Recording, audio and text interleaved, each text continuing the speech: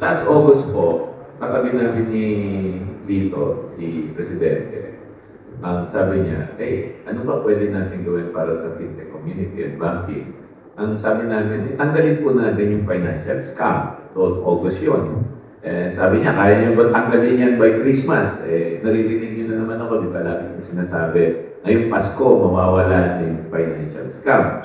So, ito po yung mga nangyari. Kasama na yung sinabi ni Boss Lito kanina. So, 2G, pawala na. Kasi cyber, compromise. 3G, wala na. So, mas marami kasi may 2G pa eh. So, 2G, 3G, wala na. Marami po kami hinuhuli dun sa INSI catcher at Stinger. Pero, pag natanggal na yung 2G, 3G at lahat tayo sa full 4G and 5G, hindi na kayo yung makukuha yung cell traffic nyo. So, isa yun. Kasi malaking, alam nila din yan, malaking pinagmumulan ng mga may message sa inyo, akala nyo RCBC, pero ito pala. So, mapapansin nyo nung August, madami yun. Ngayon medyo nabawasan na. Yung third, eto na, tatanggalin na po natin yung mga OTP. Kasi yung mga OTP, unang-una, mas mahal yan. Pangalawa, medyo may nag-OTP sa'yo. Tapos anong sasabihin nila? Hindi galing sa amin yung OTP niya, pero nakatanggap ka ng OTP. Tapos binigay mo OTP mo, tapos wala na, compromise na.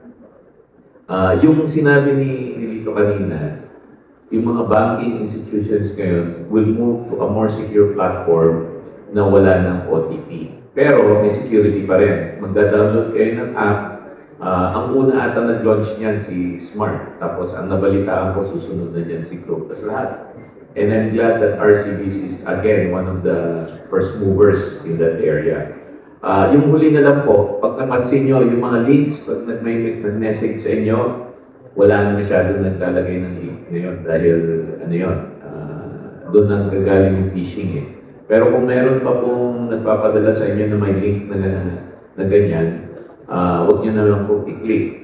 Kunan nyo ng picture, tapos isumbong nyo dun sa Action Center ng DICT, 1326 at dict.gov.ph. So ngayon Pasko, wala na dapat scam, wala na financial scam.